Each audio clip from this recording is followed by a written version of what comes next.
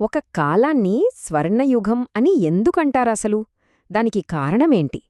ఈ ప్రశ్నకు సమాధానం ఊహించండి. ఒక పురాతన వస్తువులో దాగి ఉంది. దాన్ని వెనకున్న కథేంటో తెలుసుకుందాం రండి. ఇదిగో, ఢిల్లీలోని మెహ్రోలీలో ఉంది ఈ ఇనుప స్తంభం. దీని వయసెంతో తెలుసా? ఏకంగా 1600 సంవత్సరాలు. ఇది మామూలు పురాతన కట్టడం కాదు. 16 శతాబ్దాలుగా ఎండని, వానని, గాలిని అన్నింటినీ తట్టుకుని కాలానికే సవాలు విసురుతూ నిల్చింది. నిజంగా ఒక అద్భుతం. అయితే అన్నింటికన్నా ఆశ్చర్యపరిచే విషయమేంటంటే, ఇన్ని వందల సంవత్సరాలైనా ఇది ఇప్పటికీ తుప్పు పట్టలేదు. అవును, విన్నది నిజమే. ఒక్కసారి ఆలోచించండి. మన ఇంట్లో ఓ సైకిల్ని ఓ ఏడాదిపాటు వర్షంలో వదిలేస్తే ఏమవుతుంది? మొత్తం తుప్పు పట్టేస్తుంది కదా. కాని ఇది మాత్రం చెక్కు చెదరలేదు. అసలిదెలా సాధ్యం? దీని వెనకున్న సైన్స్ ఏంటి? దీన్ని తయారు చేసిన వాళ్ల తెలివితేటలు ఎలాంటివి? ఈ రహస్యాన్ని ఛేదించే ప్రయత్నం చేద్దాం. సరే, ముందుగా ఈ స్తంభం ఎందుకంత స్పెషల్? దీని వెనకున్న సైంటిఫిక్ ఫ్యాక్ట్స్ ఏంటో ఒక్కసారి చూద్దాం. ఈ స్తంభం వివరాలు చూస్తే నిజంగా ఆశ్చర్యపోతాం.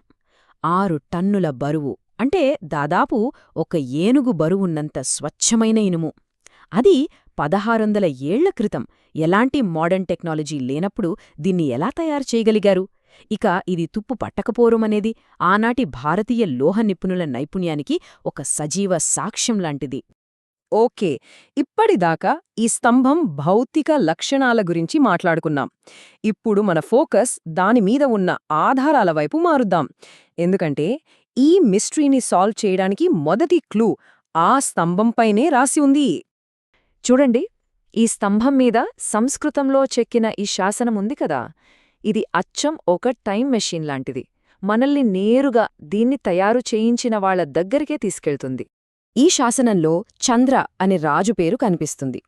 చరిత్రకారులు ఎవరూ ఈ చంద్ర అని పరిశోధించి ఇతను గుప్త వంశానికి చెందిన గొప్ప రాజైన 2వ చంద్రగుప్తుడు అని నిర్ధారించారు. అంతే, మన మిస్టరీలో మొదటి పజిల్ పీస్ దొరికేసింది. ఆ శాసనం ఒక్కటే కాదు, ఆ కాలానికి చెందిన ఈ బంగారు నాణేలలాంటి ఇతర ఆధారాలు కూడా 2వ చంద్రగుప్తుడి పాలన గురించే చెప్తున్నాయి.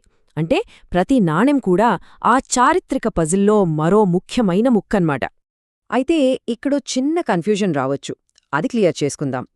చంద్రగుప్త అనగానే మనలో చాలామందికి చంద్రగుప్త మౌర్యుడు గుర్తొస్తాడు.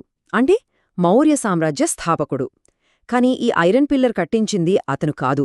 కొన్ని వందల సంవత్సరాల తర్వాత పరిపాలించిన గుప్త వంశానికి చెందిన 2వ చంద్రగుప్తుడు.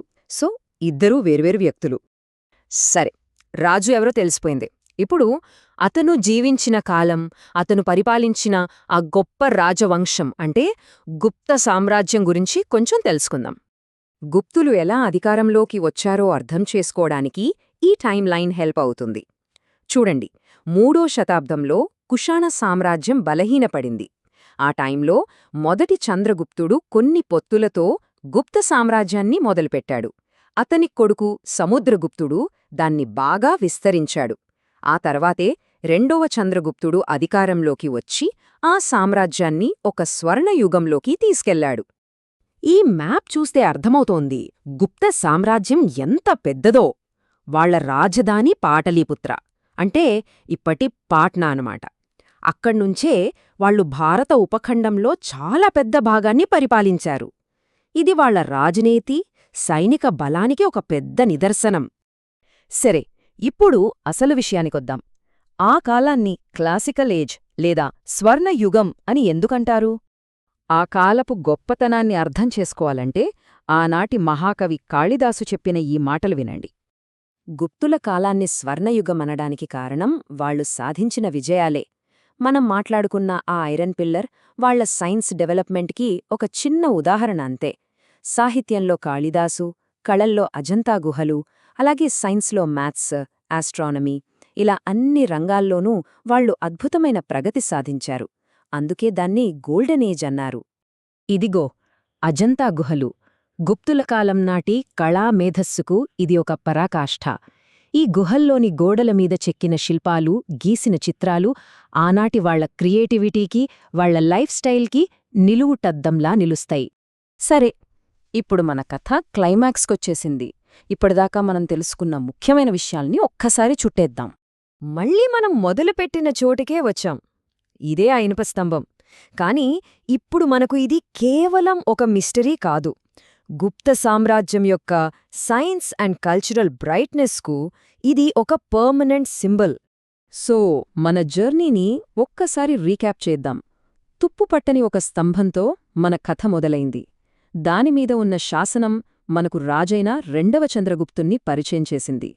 అతని కథ ద్వారా మనం శక్తివంతమైన గుప్త సామ్రాజ్యం గురించి, వాళ్ల గోల్డెన్ ఏజ్ గురించి తెలుసుకున్నాం.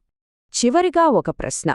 ఈ ఇనుప స్తంభంలాగే మన కళ్ల ముందే ఉండి కూడా మనం గమనించని ప్రాచీన ప్రపంచ అద్భుతాలు ఇంకెన్నున్నాయో, వాటి వెనుకున్న కథలు బయటపడటానికి ఇంకెంతకాలం ఎదురుచూడాలో?